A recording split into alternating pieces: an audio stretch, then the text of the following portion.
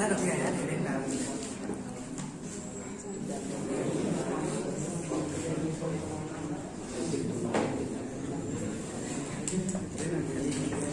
भाई एमओटी के बारे में पढ़ा लेते हैं आप लोगों को। मॉलिक्यूलर ऑर्बिटल थ्योरी कंसेप्ट जो आपको डिस्कस करेंगे और एक कंसेप्ट प्रेजेंट किया गया है साइंटिस्ट होम्स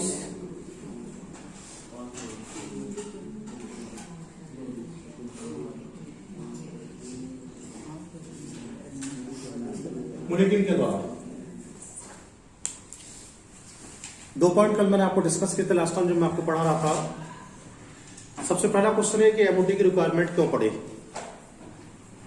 देखिए बहुत सारे पॉइंट्स को हम लोग डिस्कस करके आए हैं।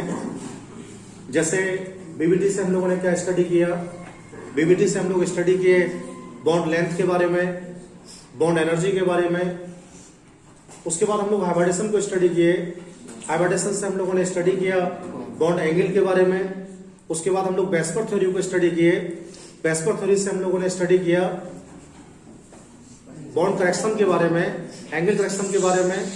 और फाइनली कल जब आपको पढ़ा रहे थे तो डायपोल मोमेंट्स के बारे में आपको डिस्कस कर रहे थे और डायपोल मोमेंट्स से आपको पढ़ाया आयनिक परसेंटेज के बारे में। अभी मैग्नेटिक प्रॉपर्टी का प्रॉब्लम इस कंसेप्ट में रह गया है जिसके बारे में आज आपको डिस्कस करेंगे। और मैग्नेटिक प्रॉपर्टी को एक्सप्लेन करने के लिए साइंटिस्ट होम्स और मुनिकिन ने एक कंसेप्ट प्रेजेंट किया है जिसे हम लोग मॉलिक्यूलर ऑर्बिटल थ्योरी कहते हैं। मॉलिक्यूलर ऑर्बिटल थ्योरी कहते हैं और मॉलिक्यूलर ऑर्बिटल थ्योरी को हम लोग एमओटी भी कहते हैं। भाई कंसेप्ट के पोस्टुलेट्स क्या थे, क्या क्या बिंदु इसमें दिए गए, मैंने आपको बताया कल जब पढ़ा रहा था आपको मैं कि भाई सबसे पहली बात ये बताई गई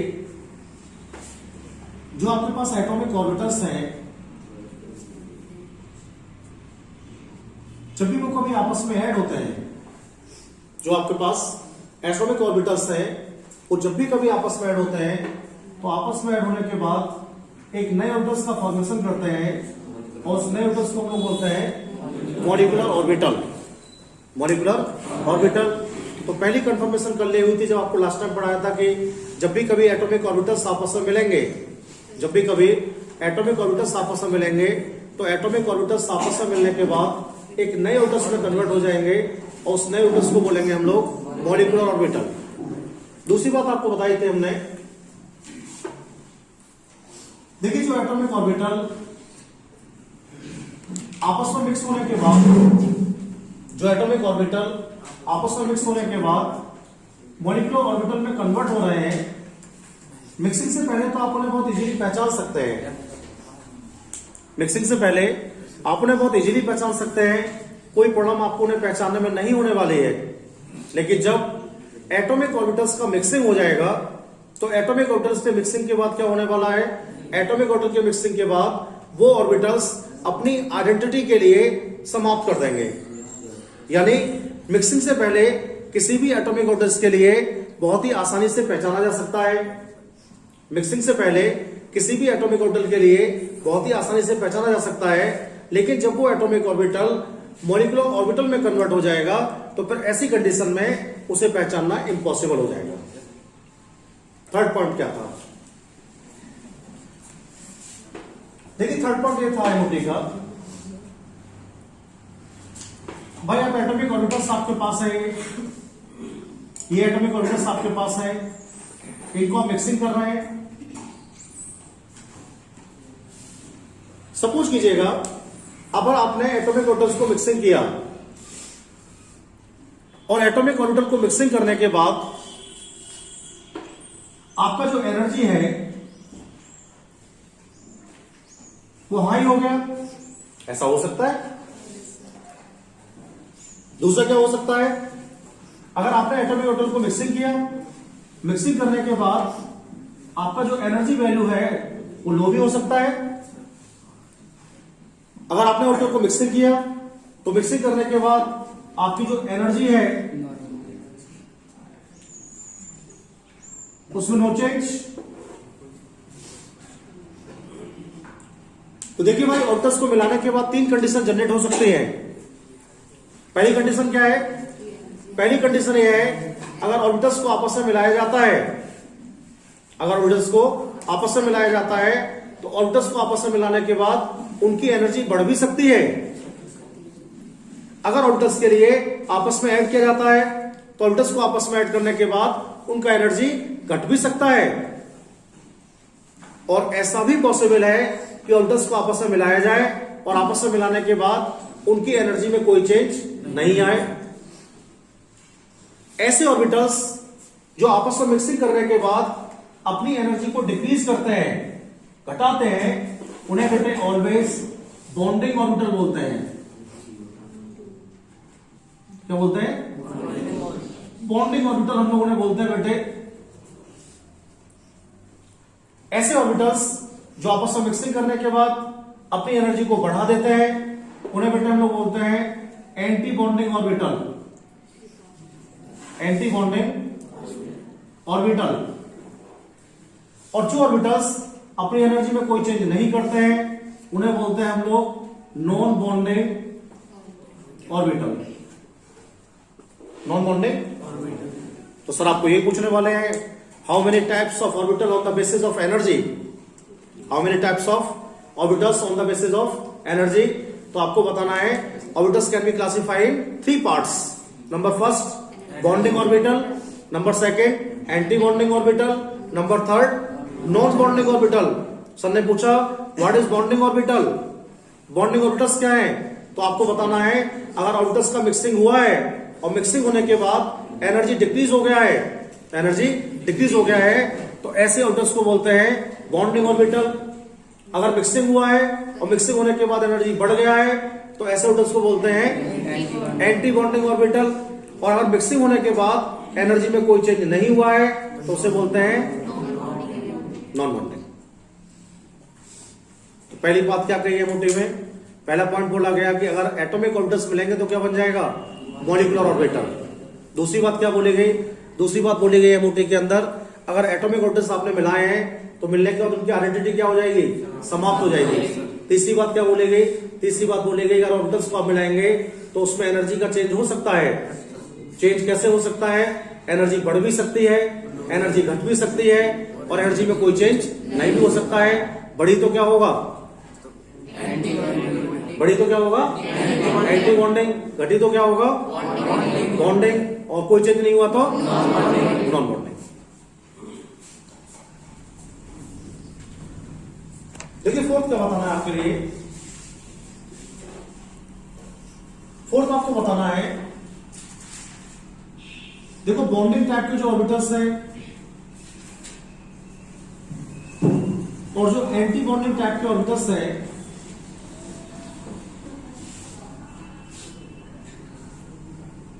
इनका पॉसिबिलिटी 50% है। प्रोबेबिलिटी से हम लोग इसे फाइंड करते हैं। जब भी ऑर्बिटल्स को हम लोग मिलाएंगे ना तो मिलाने के बाद हम लोग ये मानेंगे कि भाई एनर्जी बढ़ भी सकती है और घट भी सकती है।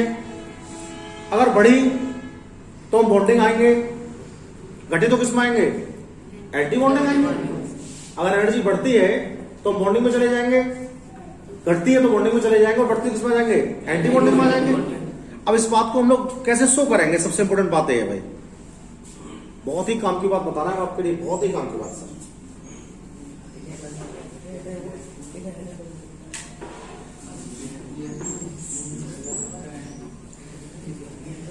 देखिए जैसे मैं एक इलेक्ट्रॉनिक कॉन्फ़िगरेशन कर रहा हूं,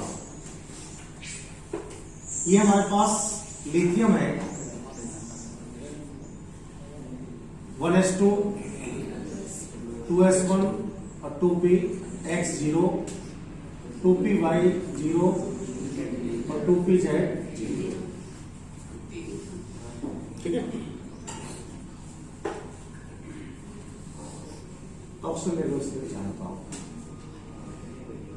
बोरॉन ले सकते हैं हम लोग 5 1s2 2s2 2px। ये हमारे पास एक और बोरॉन है 1s2 2s2 2px1 2py0 और 2pz0। ठीक है। देखो भाई एस हमारे पास 2 है, 1s 2 है ना हमारे पास, 2s भी हमारे पास 2 है, 2px भी हमारे पास 2 है, 2py भी हमारे पास 2 है, 2pz भी हमारे पास 2 है। सभी लोग मेरी बात को बहुत ध्यान सुनेंगे। देखो भाई जो s होता है उसकी शेप कैसी होती है, स्फेरिकल टाइप होती है, गोल होता है नहीं होता है, गोल होता है। तो लास्ट टाइम जब हम आपको पढ़ा रहे थे एटॉमिक स्ट्रक्चर तो हमने कहा था आपसे कि वो जिनका शेप स्फेरिकल टाइप होता है उसमें कोई हेड तो साइड तो होती नहीं है। वो जब भी कभी ओवरलैपिंग करता है कैसे करता है, हेड टू हेड। कैसे करता है, हेड टू हेड। देखो इन दोनों का जो ओवरलैपिंग होगा ना, इन दोनों का बेटे, इन दोनों का ओवरलैपिंग कैसा होगा, हेड टू हेड। समझिए। देखो 2s वाले में बेटा ऐसे होने वाला है, इनका ओवरलैपिंग कैसे होगा, हेड टू हेड। लेकिन सवाल ये है आपके पास कि यहां पर P में 3 तरह से ओवरलैप कराना है आपके लिए। Px का ओवरलैप कराना है, Py ओवरलैप कराना है आपके लिए, Pz बीबीटी सभी लोगों ने पढ़ा था, जितने भी लोग बैच के अंदर। Px का ओवरलैप कराना है, Py का ओवरलैप कराना है, Pz का कराना है। तो आप बताओ इन 3 ओवरलैपिंग में कितने सिग्मा बॉन्ड बनेंगे, इन 3 ओवरलैपिंग में कितने सिग्मा बॉन्ड आएंगे,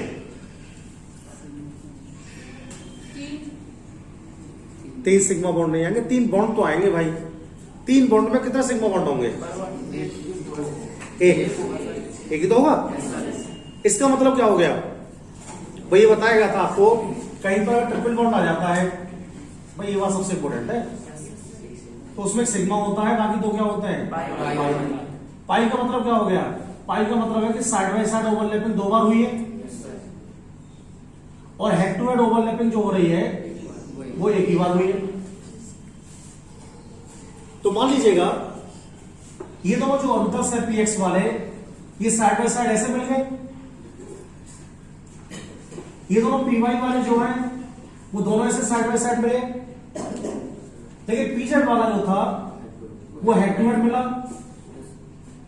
अब ये कंपल्सरी नहीं है, आप सोचेंगे सर ने लगा दिया कि ऐसे करना है, आप इसे कहीं पर भी करा सकते हैं। आप px वाले में हेड टू हेड कर सकते हैं, आप py वाले में हेड टू हेड कर सकते हैं। एक बार आप हेड टू हेड करेंगे, p जब भी आएगा बाकी सब बार क्या करेंगे आप, साइड बाय साइड। क्या करेंगे, देखिए आप ध्यान रखेंगे, बने जब भी कभी मिलते हैं तो उनसे सिग्मा बॉन्ड बनता है। क्या बनता है, सिग्मा बॉन्ड बनता है। और सिग्मा बॉन्ड बनेगा, पहले सिग्मा बॉन्ड लिखेंगे, इसके नीचे बनेस लिख देंगे ऐसे साइड से। अगर इनके मिलाने के बाद इनकी एनर्जी घटी है तो आप इसे ऐसे ही छोड़ देंगे। अगर इनकी एनर्जी बढ़ी है भाई, अगर इनकी एनर्जी बढ़ी है तो ऊपर लगाएंगे sigma one s star, sigma one s star. 2 possibility हो गई। एनर्जी घटने की पॉसिबिलिटी क्या है, एनर्जी घटने की पॉसिबिलिटी है सिग्मा बनेस, एनर्जी बढ़ने की पॉसिबिलिटी क्या है, सिग्मा बनेस स्टार। दूसरी बात, 2s को मिलाया तब भी सिग्मा बॉन्ड ही बनेगा, तो सिग्मा 2s हो जाएगा। ये क्या शो कर रहा है, ये शो कर रहा है कि 2s के 2 ऑर्बिटल सबसेल आपस में ओवरलैप कर रहे हैं जिससे सिग्मा बॉन्ड आ रही है। एनर्जी घटी तो ये छोड़ देंगे, और बढ़ी अगर एनर्जी तो लिख देंगे सिग्मा स्टार। 2 पॉसिबिलिटी है, प्लस भी है माइनस भी है, घटेगी बढ़ेगी भी, दोनों बता रहा हूं तो आपको। अगर इनका ओवरलैपिंग हुआ है head to head, side by side, कैसा बॉन्ड बनता है, पाई 2px, पाई 2px। एनर्जी घटी तो ये छोड़ देंगे, एनर्जी अगर बढ़ गई तो पाई 2px स्टार। समझिए, इनमें भी साइड बाय साइड ओवरलैपिंग हुआ है तो पाई 2py और पाई 2py स्टार। समझे, इसमें नहीं समझे अभी बात को। इसमें क्या जेड वाले हैं, समझ ना आपने? जेड वाले कैसे मिलना है? हेड टू हेड, एक बार तो मिलाना पड़ेगा हेड टू हेड आपको जरूर। ठीक है, हो जाएगा सिग्मा 2pz और सिग्मा 2pz स्टार। देखो जिन पे स्टार लग जाएगा बेटे वो सारे क्या हो जाएंगे? Anti bonding. और जिन पे स्टार नहीं होगा वो सब हो जाएंगे बॉन्डिंग। Very good. तो जब कभी बनेस लिखा करेंगे तो बनेस को दो तरह से लिखा करेंगे आप, सिग्मा बनेस और सिग्मा बनेस स्टार। जब 2s को लिखा करेंगे तो दो तरह से लिखा करेंगे, सिग्मा 2s स्टार। 2p को लिखेंगे तो तीन तरह से लिखेंगे, पाई 2px स्टार, पाई 2py स्टार और सिग्मा 2pz स्टार। स्टार लगाने का मतलब है कि एनर्जी बढ़ गई है और विदाउट स्टार का मतलब एनर्जी घट गई है। देखिए जब एटम आपस में मिलेंगे तो ऑर्बिटल्स तो मिलेंगे उनके। ठीक है, अगर हमने एस को मिला के दिखाया आपको, बनेस के मिलाए हैं, बनेस से बनेस ही बनेगा, 2s से 2s ही बनेगा, 2px से 2px बनेगा। एक क्या होगा? ओवरलैपिंग जैसी होती जाएगी उस बॉन्ड का टाइप लिखते जाएंगे। एस में एक्टिवेट हो सकती है तो सिग्मा लगा दिया, 2s में एक्टिवेट हो सकती है तो सिग्मा लगा दिया, 2px में साइड बाय साइड हुई है पाई लगा दिया। अगर इसमें 3p आ जाता तो क्या करते हैं आप लोग? वो सॉरी 3s सिग्मा होता, समझ गए क्या समझ आता? सिग्मा 3s समझ गया बेटा? कहीं कंफ्यूजन हो तो तुम पूछ लीजिए मुझसे, गड़बड़ नहीं होना चाहिए। आपसे और तो हैं? देखिए बता रहे हैं, प्रोबेबिलिटी से पढ़ा रहा है आपके लिए। दोनों पॉसिबिलिटी है, देखो भाई, घट भी सकता है बढ़ भी सकता है। किसी भी एटम में दो तरह के ऑर्बिटल्स हो सकते हैं, होते नहीं है, हो सकते हैं। बॉन्डिंग हो सकते हैं और एंटी बॉन्डिंग हो सकते हैं। 50% पॉसिबिलिटी जो होती है वो बॉन्डिंग की होती है और 50% पॉसिबिलिटी जो होती है वो एंटी बॉन्डिंग की होती है। अब इसे हम शो कैसे करेंगे? देखो अब आपको शो करना सिखाते हैं तो समझ में आएगा आपको बढ़िया से। देखो अगर हम लोग इनको शो करना चाहते हैं,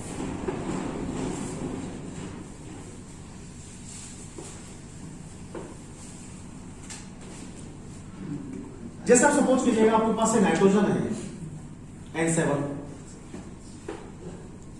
1s2 2s2 2px1 2py1 और 2pz1। दिख रहा है ना इनको?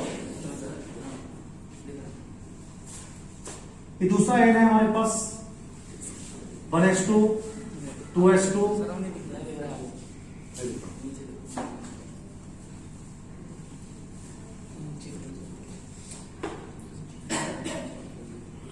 1s2 2s2 2px1 2py1 2pz। जब भी कभी हम लोग एमओटी डायग्राम बनाया करेंगे तो दो तरह के ऑर्बिटल्स तो पता पड़ गया हमें, बॉन्डिंग एंटी बॉन्डिंग। तो देखो इस तरह से हम लोग लाइन लगाया करेंगे, इस टाइप से। कितने बनेस है आपके पास? दो बनेस है, एक तो बनेस इसके अंदर है एक इसके अंदर है। दोनों बनेस को यहां लगा देंगे, एक ही तो ऑर्बिटल होता बनेस में, यहां लगा देंगे ऐसे। ठीक है, अब देखो जब ये ओवरलैप करेंगे दोनों, ये वाला बनेस और ये वाला बनेस, तो ओवरलैपिंग से कितनी पॉसिबिलिटी होगी? दो पॉसिबिलिटी होंगी, बॉन्डिंग की और तो जो कम एनर्जी वाला होता है उसको तो लिखा करना इस साइड में नीचे, सिग्मा बनेस, और जो ज्यादा एनर्जी वाला हुआ करे उसे लिखना ऊपर, सिग्मा बनेस। बताओ कोई प्रॉब्लम होता आपको? समझ में आ गई मेरी बात? क्या करना है? ये लगाने के बाद इनको जोड़ देना है ऐसे आपस में।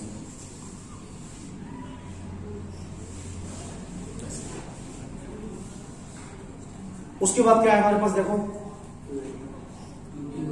2s, देखो इसमें भी 2s है, इसमें भी 2s है, तो 2s की जो ओवरलैपिंग होगी तो क्या बनाएंगे, सिग्मा 2s बनेगा एक तो, और सिग्मा 2s स्टार बनेगा। उसको भी बिल्कुल सेम कॉपी करना है, आपको डिक्टो करना है।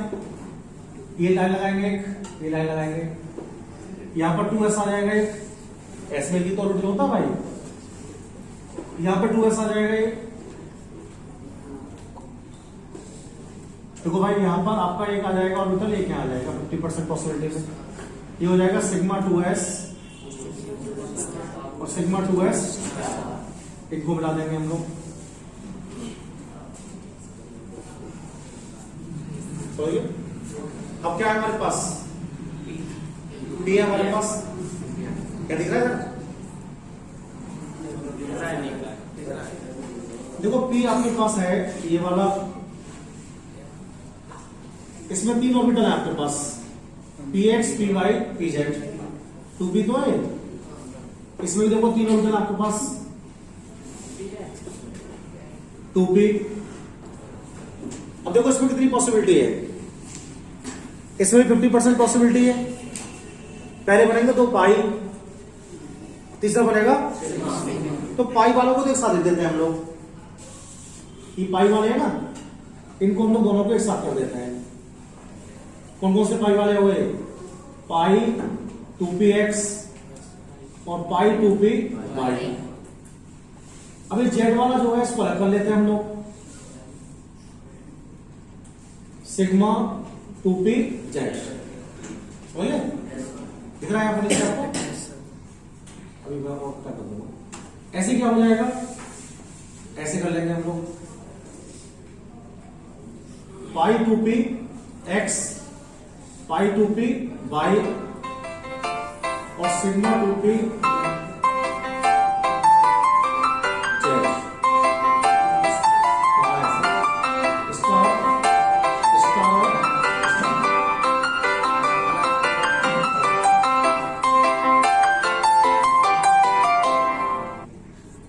इनको कनेक्ट कर देंगे इससे हम लोग ऐसे,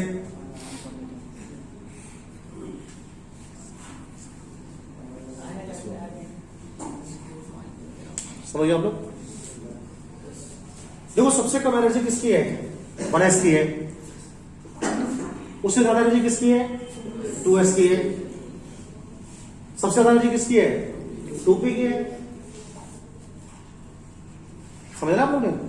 1s सबसे कम एनर्जी वाला है, उससे ज्यादा वाला क्या है, 2s है, तो पहले 1s को बनाएंगे, फिर 2s को बनाएंगे, फिर 2p को बनाया करेंगे, आगे आएगा तो उसे भी देखेंगे, उससे ज्यादा हमारे कोर्स में है नहीं अभी इस समय। लेकिन ये सब अलग अलग बनाएंगे तो हमें बहुत प्रॉब्लम होगी, तो हम लोग क्या करते हैं, इन सबको एक साथ थोड़ा सिखाते हैं आपके लिए, एक साथ कैसे लगाएंगे हम लोग।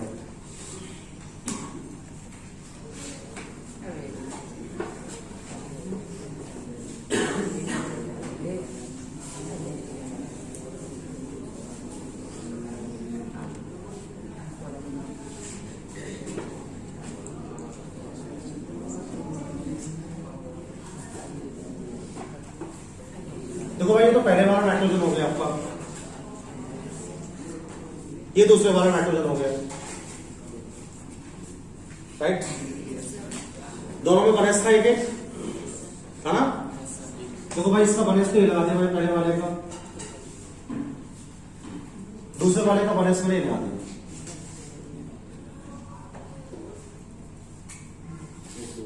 फिर 2s था दोनों में, देखो इसका 2s ये आ गया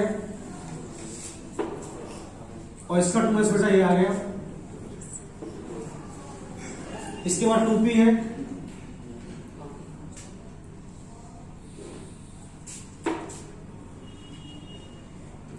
ये 2p आ गया सब।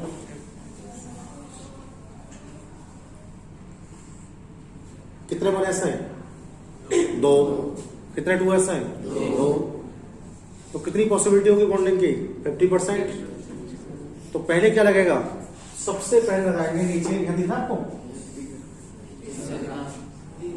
उधर देखिए, यहां लगाते हैं हम लोग 1s और एक ऊपर लगाते हैं 1s, ठीक है? बेटा बहुत ध्यान से होगा। फिर लगाते हैं 2s नीचे और एक 2s ऊपर लगा देते हैं। ओके देखो फिर लगाते हैं हम लोग 2p x और y, फिर लगाते हैं 2p x y इसमें ऊपर और फिर लगाते हैं z 2p z। बात समझ आ रही है आपको मेरी? नंबरिंग करना तो आप जानते ही हैं कैसे करने वाले हम लोग। ये वाला हो जाएगा सिग्मा बनएस और ये वाला हो जाएगा सिग्मा बनएस पक्का। ये वाला हो जाएगा बेटे sigma 2s sigma 2s star. ये वाला हो जाएगा पाई 2p x और पाई 2p y और सिग्मा 2p z। ये वाले हो जाएंगे पाई 2p y स्टार और pi 2p z sorry x star और y स्टार और pi 2p z sorry sigma 2p z star. इन सबको मिलाना है आपको लाइन से। जैसे बनएस वाला है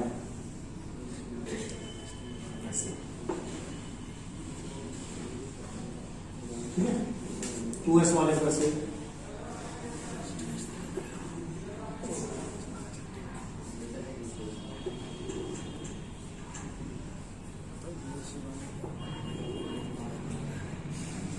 ऐसे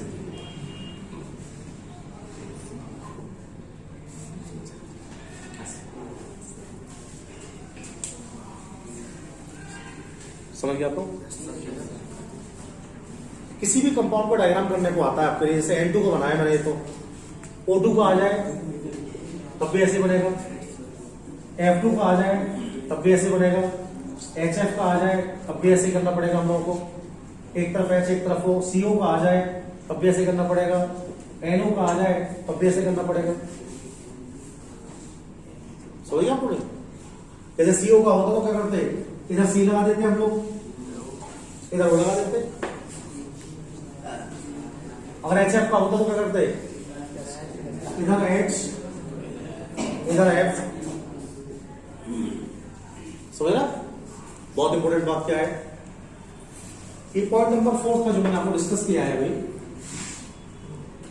और 5th पॉइंट क्या है गोटे का, देखो सबसे पहले जब आपके पास इलेक्ट्रॉन होंगे ना, देखो भाई कहां पर इलेक्ट्रॉन आपके पास कितने कितने हैं। नाइट्रोजन में 7 तो होते हैं, 1 2 3 4 5 6 7। देखो भाई 1 2 3 4 5 6 7 कुल कितने इलेक्ट्रॉन आपके पास? 14 इलेक्ट्रॉन तो ही आपके पास। सबसे पहले सारे इलेक्ट्रॉन बॉन्डिंग वाले में आने हैं। बॉन्डिंग वाले में कैसे आएंगे? 1 2 3 4 5 6 7 8 9 10। अब कितने बचे? 4 बचे आपके पास। जो बचे वो चले जाएंगे एंटी बॉन्डिंग में। किसमें? और एंटी बॉन्डिंग में किसमें आएंगे? 2 तो आ जाएंगे इस वाले बनएस में और 2 आ जाएंगे इस वाले बनएस में। समझ गए आप लोग? ऐसे इलेक्ट्रॉन फिल क्या करेंगे हम लोग, पहले बॉन्डिंग भरा करेंगे, उसके बाद एंटी बॉन्डिंग। पॉइंट नंबर 6 में क्या बताना सर के लिए? देखो भाई पॉइंट नंबर 6 में आपको बताना है, जो बॉन्डिंग वाले इलेक्ट्रॉन होते हैं ना, उन्हें हम लोग शो करते हैं NB से। ध्यान रखना, NB नंबर्स ऑफ बॉन्डिंग। कितना नंबर है इसका? 10 इलेक्ट्रॉन्स है। और जो एंटी बॉन्डिंग वाले इलेक्ट्रॉन्स होते हैं उन्हें शो करते हैं हम लोग A से, A से। कितने? 4। और इन दोनों इलेक्ट्रॉन की हेल्प से हम लोग क्या करते हैं, इन दोनों इलेक्ट्रॉन की हेल्प से हम लोग इस मॉलिक्यूल का, इस अणु का बॉन्ड ऑर्डर निकाल सकते हैं, बंद कोटि। बॉन्ड ऑर्डर कैसे निकालेंगे? बॉन्ड ऑर्डर इक्वल टू होता है N B minus N A upon 2, N B minus N A upon 2, या numbers of bonding electron minus numbers of anti bonding electron. अगर हम लोग इसको यूज करेंगे बेटे, कितना हो जाएगा? ये हो जाएगा आपका 10 माइनस 4 अपॉन 2। दिया गया क्या? तो जितना बॉन्ड ऑर्डर आता है ना, उतने बॉन्ड लगा देते हैं बीच में दोनों के, एन ट्रिपल बॉन्ड एन। समझ गया? तो जितना बॉन्ड ऑर्डर आएगा, अब सपोज कीजिएगा इसे पढ़ रहे हो तो ऑक्सीजन के लिए, किसके लिए? ऑक्सीजन के लिए हम लोग स्टडी कर रहे होते। ऑक्सीजन में कैसे होता? ऑक्सीजन लगाते हैं यहां पर, और यहां पर ऑक्सीजन करना पड़ता आपको O2। तो भाई ऑक्सीजन में कितने इलेक्ट्रॉन होते हैं? 8 होते हैं। तो आपके साथी भरे हैं 8 और 7 और 8। अब कितने इलेक्ट्रॉन हो गए आपके पास? 16 हो गए आपके पास। समझिए? 16 इलेक्ट्रॉन का मतलब है 10 तो आ जाएंगे बॉन्डिंग में, और 6 आएंगे आपके एंटी बॉन्डिंग में। 6 आएंगे एंटी बॉन्डिंग में। तो 10 माइनस 6 Y2 कितना हो गया? 2 हो गया ना? क्या आएगा फिर? O double bond O, O double bond O। समझिए? हाँ आएगा ऐसा भी सर, बताना है अभी, तुझे बताएगा आपको। ये समझ में आ गया आपको इतना? देखिए कभी कभी क्या होगा, जैसे हम लोग इसको स्टडी कर रहे होंगे, तो इसको स्टडी करते समय ये हमारा बॉन्ड ऑर्डर फ्रैक्शन में भी आएगा, और पेपर में फ्रैक्शन वाले आएंगे आपके। जैसे क्या है, सर ने आपको लिख के दे दिया कि भाई एनओ का बताओ कैसे बनेगा एनओ की डायग्राम।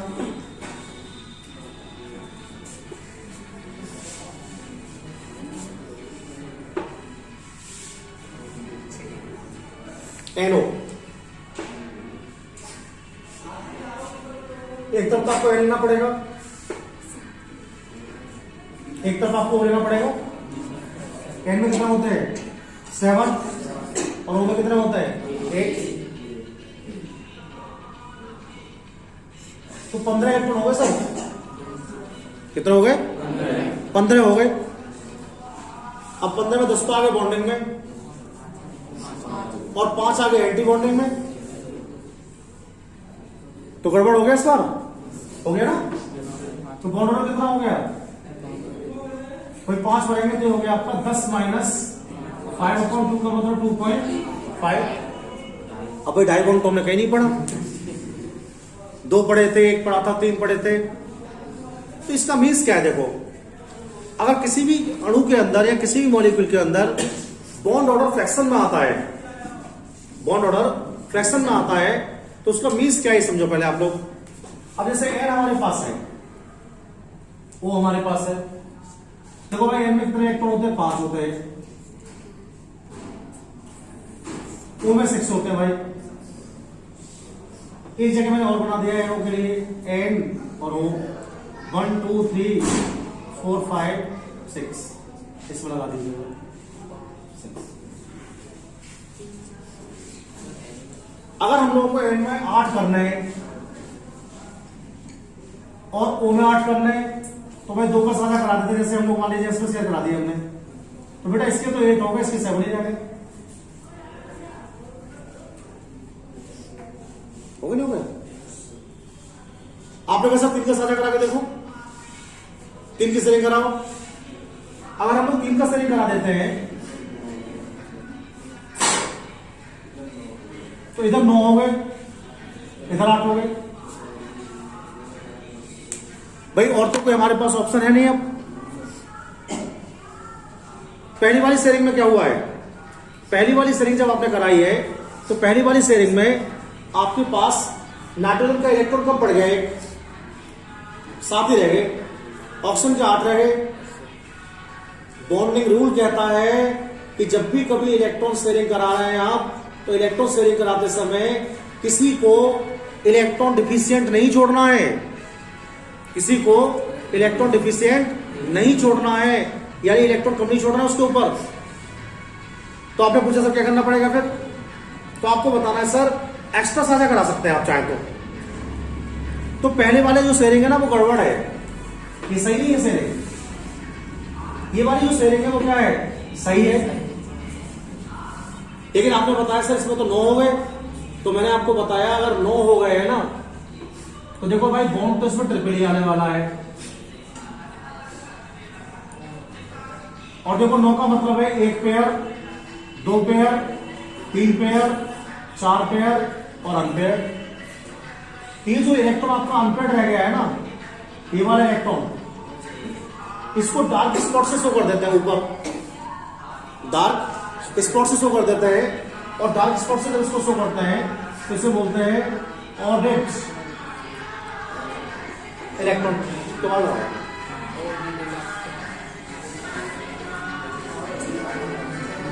क्या बोलते हैं हम लोगों ने, ऑर्बिट इलेक्ट्रॉन हम लोगों ने बोलते हैं।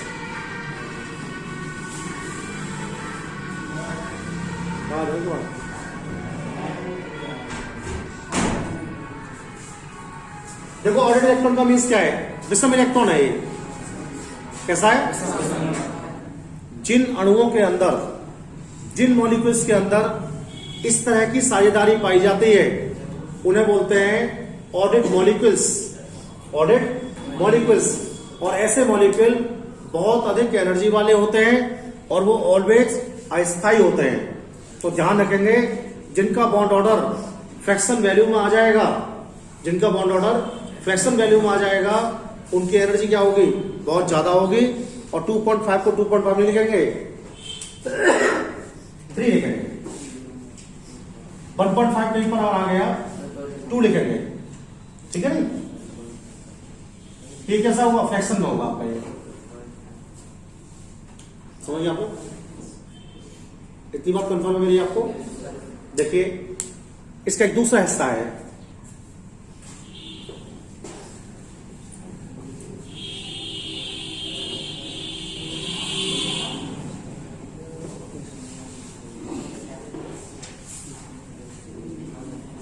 वेव कंसेप्ट क्या कहता है हमसे इसके बारे में। वेव कंसेप्ट हमसे इसके बारे में यह कहता है कि अगर आपके पास साइंस को पढ़ाया था मैंने आपके लिए एक टॉपिक, जब आपको श्रोडिंगर वेव इक्वेशन पढ़ाया था तो श्रोडिंगर वेव इक्वेशन में आपको पढ़ाया था साइन स्क्वायर, याद है। और साइन स्क्वायर को हम लोग कहते थे electron probability density constant, electron प्रायिकता घनत्व, इलेक्ट्रॉन प्रायिकता। साइन स्क्वायर ये कहता है कि जिन पोजीशंस के ऊपर साइन स्क्वायर की वैल्यू, वेव कंसेप्ट ये कहता है जिन पोजीशंस के ऊपर साइन स्क्वायर की वैल्यू ज्यादा आएगी, जिन पोजीशंस के ऊपर साइन स्क्वायर की वैल्यू ज्यादा आएगी उन्हें बोला जाएगा बॉन्डिंग ऑर्बिटल, और जिनमें साइन स्क्वायर कम आएगा उन्हें बोला जाएगा एंटी बॉन्डिंग।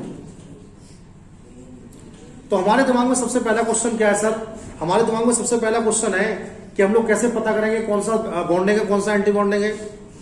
तो वेव थ्योरी में कंसेप्ट दिया गया है और वो क्या है, देखो मैं बताता हूं आपको, बहुत इजी है, आप लोग मैथ के स्टूडेंट्स हैं सारे के सारे। उसने बताया कि जो ऑर्बिटल्स है आप ऐसे शो कर सकते हैं,